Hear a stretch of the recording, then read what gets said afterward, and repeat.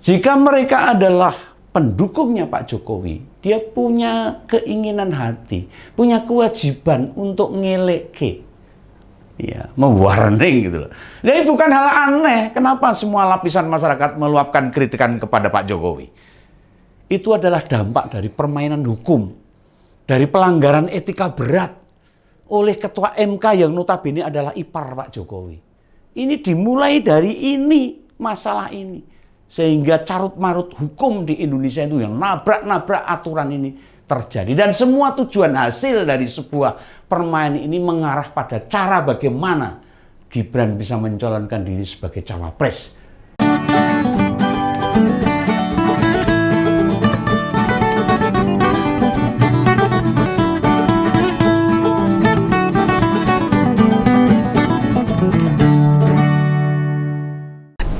Halo, ketemu lagi dengan Om Begawan. Jangan kurangi bahagia Anda. Tetap di Kompol ya, ngopi di politik. Ini, Om Begawan ingat ini. Tahun 2004, saya pernah mendatangkan Pak Jokowi dalam acara Sambung Rasa itu. Untuk memperkenalkan Pak Jokowi kepada masyarakat. Ingat itu ya. Karena Pak Jokowi akan mencalonkan sebagai wali kota Surakarta. Dan itu Om Begawan mulai membela Pak Jokowi. Dan ketika dia jadi presiden, ada yang memfitnah dia tentang ijazah palsu. Om Begawan juga tidak rela dan membela Pak Jokowi. Dan ketika dia dibilang sebagai Firaun pun, Om Begawan juga tidak terima. Dan saya bela Pak Jokowi. Tetapi ketika Pak Jokowi tiba-tiba berubah, tiba-tiba tidak sesuai dengan yang saya harapkan, saya juga punya kewajiban untuk memberikan pemahaman, memberikan masukan. Karena Om Begawan sekali lagi bukan pemujanya Pak Jokowi, tetapi pendukungnya Pak Jokowi yang setia. Nah, sepertinya carut-marut tatanan negara menjelang pemilu 2024 dan Pilpres 2024 tahun depan ini semakin dirasakan oleh semua kalangan masyarakat. Ini baik di dalam negeri, di luar negeri, di masyarakat banyak, di setiap tongkrongan, warung kopi, pos roda sampai tataran akademisi, kampus, bahkan para supir angkot dan truk.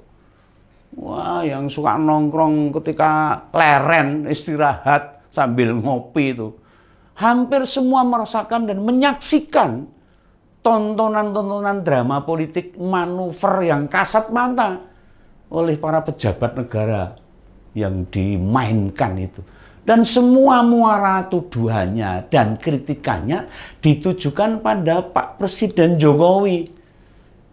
Tadi saya sudah mengatakan, jika mereka adalah pendukungnya Pak Jokowi, dia punya keinginan hati, punya kewajiban untuk ngeleke, ya, mewarning gitu loh.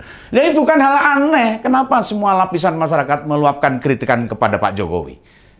Itu adalah dampak dari permainan hukum, dari pelanggaran etika berat oleh Ketua MK yang notabene adalah ipar Pak Jokowi. Ini dimulai dari ini, masalah ini. Sehingga carut-marut hukum di Indonesia itu yang nabrak-nabrak aturan ini terjadi. Dan semua tujuan hasil dari sebuah permainan ini mengarah pada cara bagaimana Gibran bisa mencalonkan diri sebagai cawapres. Karena terganjal oleh batas usia yang akhirnya diutak-atik oleh MK. Ada tuntutan sehingga dia lolos sebagai cawapres untuk kontestasi capres tahun depan. Dan dengan berbagai alasan dan pendapat oleh banyak orang, katanya bahwa Gibran sebagai manifestasi kaum muda milenial lah, itulah. Kesempatan anak muda memimpinlah saat ini, kesempatan. Memberi kesempatan kaum milenial untuk tampillah dan sebagainya. Ini alasan-alasan yang diada-adakan, dipaksa-pasakan agar Gibran bisa mencalonkan diri sebagai cawapres. Yang seharusnya belum saatnya. Karena ketika dipaksakan saatnya, menabrak aturan-aturan yang sudah ada. Konstitusi dilanggar dengan begitu keji. Tapi tidak disadari oleh mereka.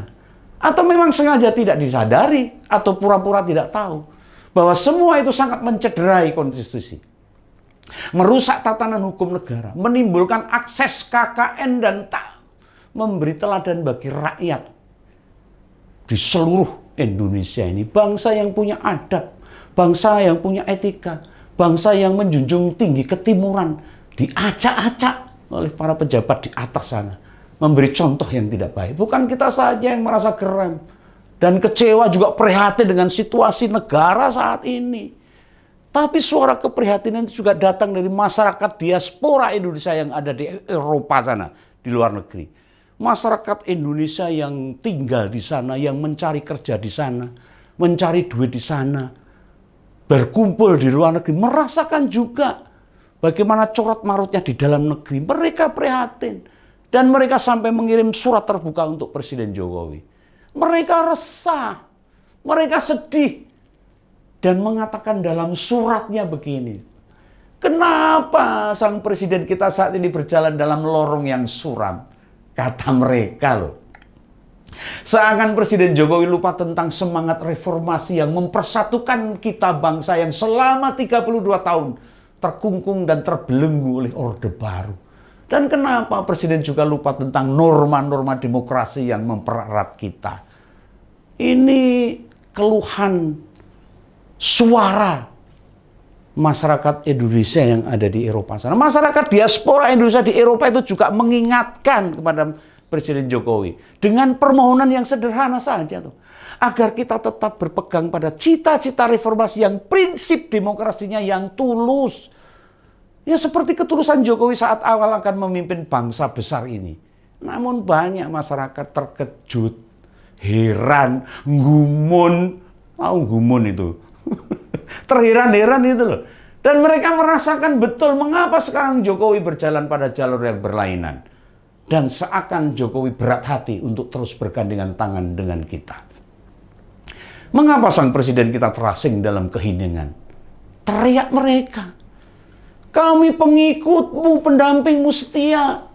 Dalam perjalanan panjang, Pak. Dari Solo, Surakarta hingga ke istana. Yang selalu ada di belakangmu. Teriak mereka. Bukan hanya di dalam negeri, bukan hanya Om Begawan dan rekan-rekan Om Begawan semua. Dan pendukung Pak Jokowi. Namun kini hanya kekosongan. Dan kami bertanya, ada apa sebenarnya yang terjadi hal ini, Pak Presiden? Sang Presiden, sampai kau biarkan Mahkamah Konstitusi, penjaga konstitusi kita terkoyak-koyak, tercerai-berai dan akhirnya rusak ini. Nah, haruskah prinsip-prinsip tertinggi kita terpinggirkan? Haruskah moral kita dikesampingkan? Mengapa sang presiden kita integritasnya terkikis oleh angin? Kami bertanya, teriak mereka itu. Dan ini kami apresiasi nih. Teman-teman diaspora di luar negeri, di Eropa sana. Tidak beda jauh dengan kesedihan seorang profesor yang dulu diangkat oleh Presiden Jokowi sebagai duta besar, yaitu Profesor Ikrar Nusabakti. Dia mengatakan dengan tegas dan penuh keterpaksaan untuk mengkritik Pak Jokowi bahwa Presiden Jokowi telah merusak masa depan anak-anak bangsa ini.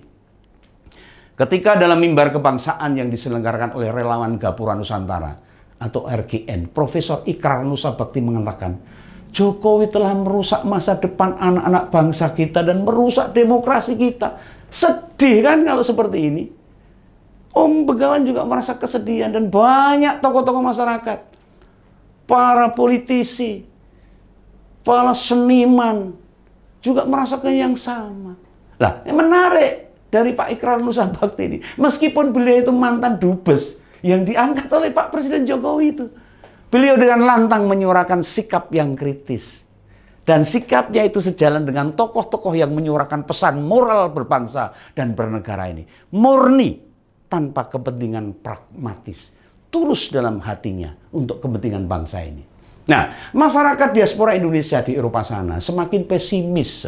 Sepertinya semakin pesimis seperti Om Begawan ini. Jika pemilu yang sebentar lagi akan digelar bisa menyuguhkan transparansi. Iya enggak? Dan berkeadilan, jujur dan adil. Kelihatannya mereka pesimis. Tidak ada harapan. Mereka ragu. Bahkan menangis dalam hatinya. Ya, tetapi mereka sudah berada di luar jauh dari negara kita ini. Tapi mereka tetap mencintai tanah airnya. Dan tidak rela bangsanya terluka oleh permainan untuk mengejar nafsu satwah kekuasaan semata. Mereka tetap akan berjuang demi negerinya. dengan terus-menerus mengingatkan presidennya yang mereka dukung dan mereka cintai, yang kini seperti sedang berjalan dalam kegelapan yang pekat. Ya, harapan masyarakat diaspora Indonesia di Eropa sana tidak beda dengan masyarakat serta para mahasiswa yang merasakan tentang kegetiran suasana negara menjelang pemilu tahun ini. Tidak jauh berbeda. Di Yogyakarta sana, di Bantul, juga terjadi tuntutan yang serupa tentang politik dinasti yang tidak lepas muaranya dari trik-trik permainan dan manuver mengutak-atik aturan konstitusi yang akhirnya tertuju pada Pak Jokowi. Dan mereka mengampu 35 kampus di Yogyakarta sana itu. Daerah pendidikan, kota pelajar, terus menyerukan pemilu yang jujur, adil, dan terbuka. Juga terus mengingatkan kepada masyarakat bahwa telah terjadi kemunduran demokrasi pasca keputusan MK tentang batas usia capres dan cawapres yang telah melanggar kode etik berat sehingga ketua MK dipecat dari jabatannya. Dan bahkan ini para mahasiswa ini dengan 30 kampus bersama elemen masyarakat yang jumlahnya ribuan orang itu terus akan melakukan aksi-aksinya sampai tatanan ini kembali pada rohnya, tidak terkoyak hanya untuk kepentingan oligarki keluarga penguasa saja. Ini sekali lagi ini bukan masalah kontestasi pilpres tentang kalah atau menang, tapi ini masalah norma etika serta keteladanan untuk generasi-generasi selanjutnya, untuk menegakkan tatanan konstitusi agar tetap menjaga marwah bangsa yang besar ini dalam rangkum persatuan dan kesatuan bangsa agar NKRI tetap terus terjaga. Salam Pancasila, salam Begawan. Sekali lagi Om Begawan katakan, mencari pemimpin itu bukan hanya yang terbaik, tetapi untuk mencegah yang jahat untuk berkuasa. Begitu ya pesan Om Begawan. Sampai jumpa, tetap di Ngompol, ngopini politik. Jangan kurangi bahagia Anda. Salam Begawan, sampai jumpa.